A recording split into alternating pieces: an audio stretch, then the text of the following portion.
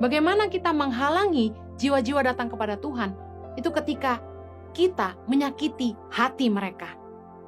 Firman Tuhan berkata dalam Kolose 3:21, "Hai bapak-bapak, janganlah sakiti hati anakmu, supaya jangan tawar hatinya." Jangan menyakiti hati anak-anak kita. Sebagai orang tua, saya ngalami bahwa mustahil tidak pernah bersalah. Tidak ada orang tua yang sempurna. Tapi secara sederhana, kalau kita salah, minta maaf saja. Jadilah orang tua yang rendah hati, jangan otoriter. Yang hanya menuntut anak untuk nurut-nurut, taat-taat. Tapi kalau kita memang salah bicara, kita melukai hati anak-anak kita, minta maaflah. Minta anak kita mengampuni kita supaya hati mereka nggak luka. Jangan otoriter, izinkan anak-anak kita bicara apa yang ada di hati mereka. Saya termasuk orang tua yang demokrat. Saya izinkan anak-anak saya bicara apa saja, bahkan menegur saya. Cara saya mendidik anak-anak saya adalah tangan kanan mendidik dengan ketegasan, tangan kiri mendidik dengan kasih dan pelukan. Kita nggak bisa memaksa anak kita hanya taat. Kita pukul, kita kasih aturan.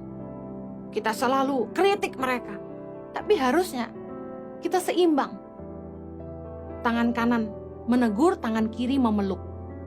Ketika kita mengajar, kita juga harus mengasihi mereka. Anak-anak akan lebih dengar kalau mereka percaya bahwa orang tuanya mengasihi mereka. Markus 10 ayat 42.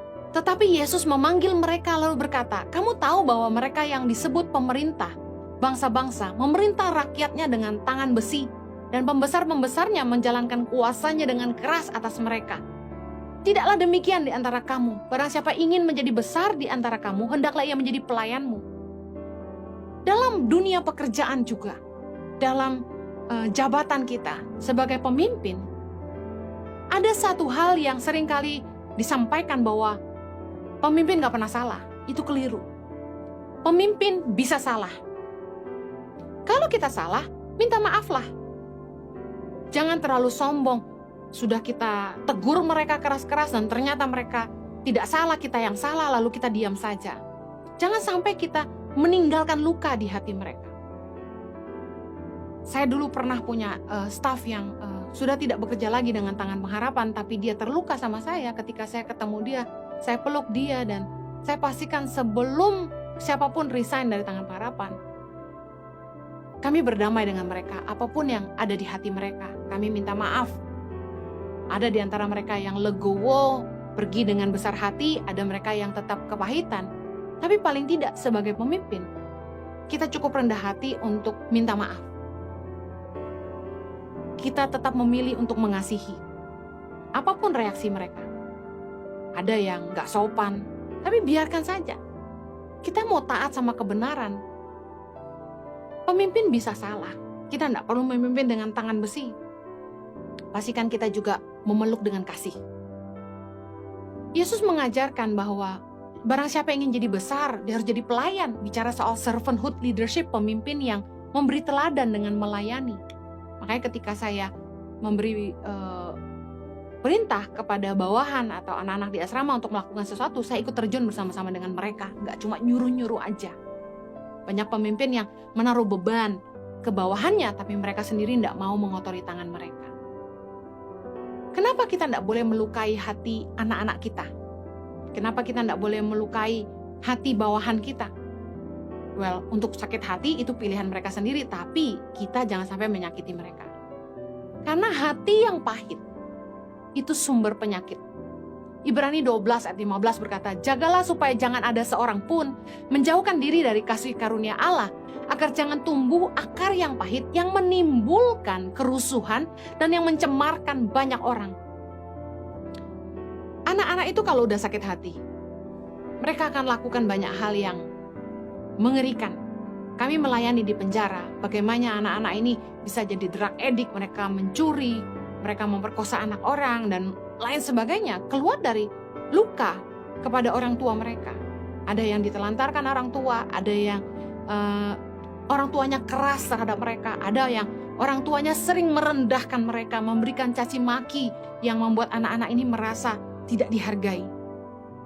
Saya lihat betapa hati itu sumber kehidupan. Sungguh-sungguh firman Tuhan berkata Amsal 4:23, jagalah hatimu dengan segala kewaspadaan karena dari situlah terpancar kehidupan. Karena keadaan hati kita akan menentukan hidup kita.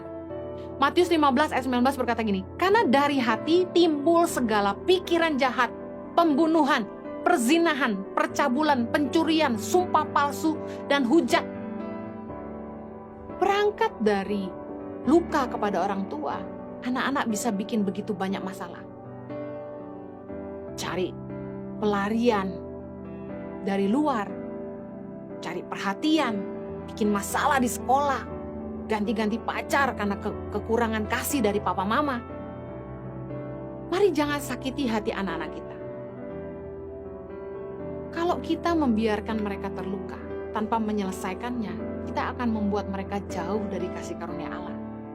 Mari bereskan, minta maaf kepada pasanganmu, minta maaf kepada anak-anakmu, minta maaf kepada stafmu, kepada orang-orang yang mungkin pernah kau lukai hatinya, supaya kita berdamai dengan mereka dan mereka juga berdamai dengan diri mereka sendiri. Jangan sampai kita menghalangi jiwa-jiwa datang kepada Tuhan. Saya sedih dengar begitu banyak orang yang kecewa sama hamba Tuhan, kecewa sama orang Kristen, lalu mereka memilih untuk meninggalkan Tuhan hanya karena mereka terluka. Mari pastikan kemanapun kita pergi, kita mengajarkan tentang Tuhan dan tentang kebenaran. Kita jadi teladan bagi semua orang. Dan kita berhenti menaruh luka dan menyakiti hati jiwa-jiwa. Ya, kiranya kita bisa hidup menjadi saksi dan kasih bagi sesama, supaya kita bisa terus memperkenalkan Tuhan dimanapun kita berada. Ingat, satu jiwa sangat berharga bagi sorga.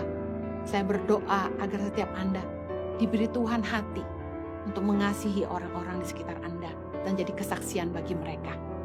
Amin.